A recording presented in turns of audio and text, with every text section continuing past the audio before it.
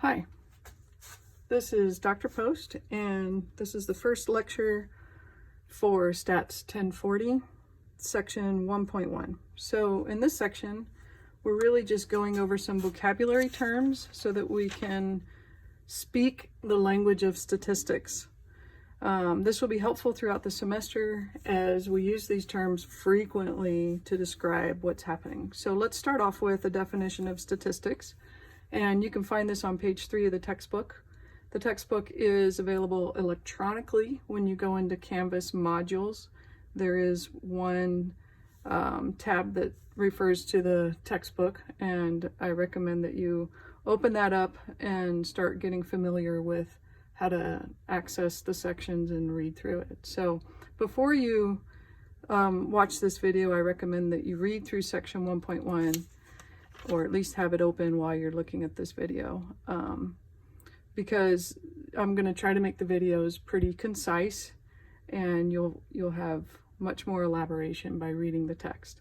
So let's start with the definition of statistics on page 3. I'm just going to read it. It says, statistics is the science of collecting, organizing, summarizing, and analyzing information to draw conclusions or answer questions. In addition, statistics is about providing a measure of confidence to any conclusions. Okay, so now that we know what statistics are, we use them basically so that we can gain information about stuff. Why do we want information? So that we can predict things better and we can apply what we know to perhaps something else. So let's start off with what we would call a population. So population is basically like the overall group that we're studying. So let's say our population was the state of Utah. So I want to know something about the state of Utah. Let's say I want to know the average number of Red Bulls that Utahns drink daily, okay? So the problem is that the population is not really that accessible to me. I can't actually ask every single person in Utah how many Red Bulls they drink, because it's just too many people and I won't really be able to access all of them. So what will happen is I will then grab a sample of some people in Utah. Let's say I decide to ask all women. So women in Utah, so they're part of the population, but because it's only some of the population, we call it a sample. Now, if you were to ask me, then I would be considered an individual within the population.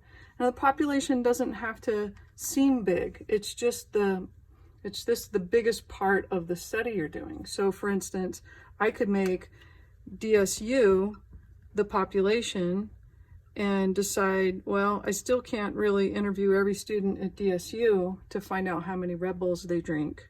So therefore, I'm going to only ask, let's say, the people in the post 1040 classes. So if I'm only asking them, they are a sample of my population. So you, being a member of one of my 1040 classes, would be an individual that I would then ask, hey, how many Red Bulls do you drink? Okay. Keep in mind that individuals don't have to be people. So if I wanted to do a study on all the televisions in the US, if that's my population, and I decide I'm gonna, grab 100,000 televisions as my sample, and I'm gonna determine what their size is and how much they weigh and, whatever, how many pixels they have, okay? So an individual television that I'm getting this information from would be called an individual, even though it's not a person. So these are kind of the three, I don't mean like that, I meant like this. These are sort of the three levels that we would be working with in order to do a study, a statistical study, to find information about something. So what do we do with them? Well, a lot of times what we do is we calculate numerical pieces of information. So go back to the Red Bull thing. What am I trying to find? I'm trying to find the average number of Red Bulls that people drink in Utah, right? And I have a sample of women in Utah, and I'm going to ask each individual in that sample how many Red Bulls they drink, okay? So let's say one person drinks 4 a day and the other person drinks 1 a day and another person drinks 0 a day. What would I do with all that information? Once I asked all the women how many Red Bulls they drank, then I would find an average. So the average number of Red Bulls that these women in this sample group drank per day was, let's say, 1.7 Red Bulls. So what did I just do? I did a numerical calculation on the sample because I can't really ask every single person in the population. But in some cases you could. You know, if you're going to do a study on all the senators, you know, there are only 50 senators. So you really could ask all 50 of them something, and then you would have found a numerical calculation from the population itself, not just the sample. So we have 2 different words to describe those numerical calculations. If I found the average number of Red Bulls that the women in this sample consumed per day, then I would call that a statistic. So the word statistic is associated with a sample, okay? So let me correlate these visually for you. So if I found the average number of Red Bulls from the people in the sample, then I've found a statistic. If I happen to be able to collect the information from the population, and I found the number of Red Bulls of all the people in the population, then we call that a parameter. So if I tell you I have a parameter, you can assume that it's because I measured it from all the individuals in the population. But if I tell you I have a statistic, then it came from the individuals in the sample. Okay, so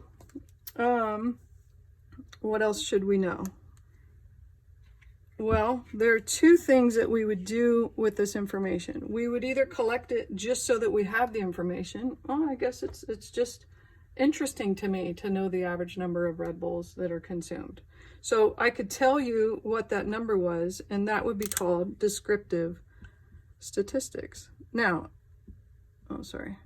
it doesn't mean that it is limited to averages. You know, I could have found the mean, the median, the mode. I could have found the range. I could have found all these other numerical measures. It doesn't have to just be an average, okay? But if all I'm doing is listing my findings, so these are the numerical findings, okay? Or they could also be, I suppose, categorical, but for this sake, let's stick with the numerical, okay? Then that's just descriptive. You're just describing what you found. Oh, there were, 1.7 average Red Bulls consumed of the women who were sampled from the population in Utah, okay? Now, if I use that number, 1.7 Red Bulls is the average, and I decide that I'm going to make a statement about all of Utah, well, if these women drank 1.7 Red Bulls, then I'm going to infer that all people in Utah average 1.7 Red Bulls. And the truth is that we don't know necessarily if that's true, but that is called inferential statistics. It's when we take that discovery from the sample and then we generalize it to the entire population. And we do this all the time, and it's okay to do it as long as we use sound mathematical statistics. When we do it, then we often associate with it a level of confidence. Well, how confident am I that just because this sample of women consumes 1.7 Red Bulls a day, that all people in Utah consume 1.7 Red Bulls a day? And that would also require some mathematical calculations that you'll learn to do throughout the course, okay? So there's a difference between descriptive, I'm just telling you the numbers I found, and then inferential, where I'm taking that information and I'm applying it to the greater population, okay? Descriptive, we're going to be focusing on in chapters 1 through 4. So that's this entire first test unit, 1 through 4, is all going to be descriptive statistics. Whereas inferential, we'll look at those in chapters 8 through 13. We only go through chapters 1 through 13 in the text. So what's happening with 5, 6, and 7? Chapters 5, 6, and 7, it kind of takes a sidestep in probability and probability distributions. So this hopefully just kind of gives you an overview of what we're going to be doing this semester. Okay, so the last part that we will talk about for this section it has to do with the variables. So you remember I was talking about, let's say, the televisions. Let's say I was doing a study on televisions. And so I picked this individual television and I'm trying to find out, well, how much it weighs, how many pixels it has, and how big its screen is, or something like that. So each of those, like the television's weight, so the television, let's say I choose television A. So that is an individual in the study. Television A, I'm going to look at its weight, I'm going to look at its screen size, and I'm going to look at its number of pixels. Okay, so each of these are called variables. And variables can be categorized as one of two things. They can either be qualitative or they can be quantitative. So qualitative means that it's really just like a characteristic, a description. Now, I don't really have any qualitative variables here. If I had one, it would be something like, what color is the TV? Maybe the TV is silver, maybe it's black, maybe it's white, who knows, right? So qualitative would be a characteristic. So if I was concerned about the color, this would be called a qualitative variable. The rest are quantitative because they are numerical. So the weight, that's a number, right? That's, whatever, 10 pounds, 20 pounds, whatever it is. The screen size, that's also a number, okay? It's like, 52-inch, something like that. The number of pixels, that would also be a number. So all of these three, weight, screen, and pixels, would be considered quantitative. Now, within quantitative, it actually splits into two subcategories. It can be what we call discrete or continuous. Okay, you can't split characteristics into discrete or continuous. So if the book says, oh, that's a discrete variable, you automatically know that it was quantitative. So discrete means that you can count it, and continuous means that you measure it. Okay, and that's kind of an easier way to do it. So how would I know the weight? I would have to weigh it on a scale. I'm measuring that, right? So that would be continuous. How would I know the screen size? Again, I would take a tape measure and I would measure the diagonal of the screen. So that would also be continuous. How do I know the number of pixels? Well, someone measured that using some sort of formula, right? So that would also be continuous. So what would be an example of discrete? It would be something that you're not using a measuring device to measure. So let's say you wanted to know how many buttons were on the TV, like, along the side or something, right? Oh, well, there's 6 buttons. That is discrete. You're not measuring those buttons, you're counting them, okay? It's always going to be whole numbers. Some of these can be a little bit tricky. Most of them are pretty straightforward, but, when you're doing the homework, just pay attention. If the answer isn't what you intuitively thought it was, then that was kind of a tricky one. So try to dig a little deeper and understand why it would have been categorized as something different.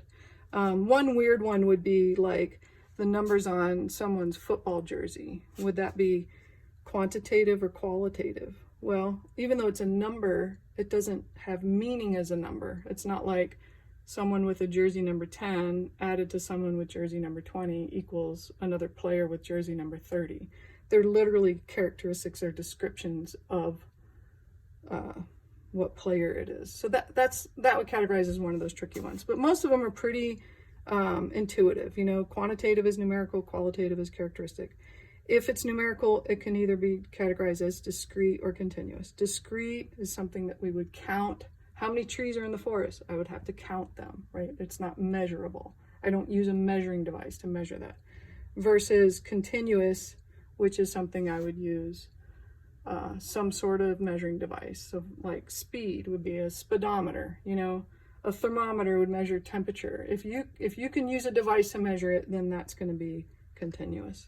So this is the end of this lecture.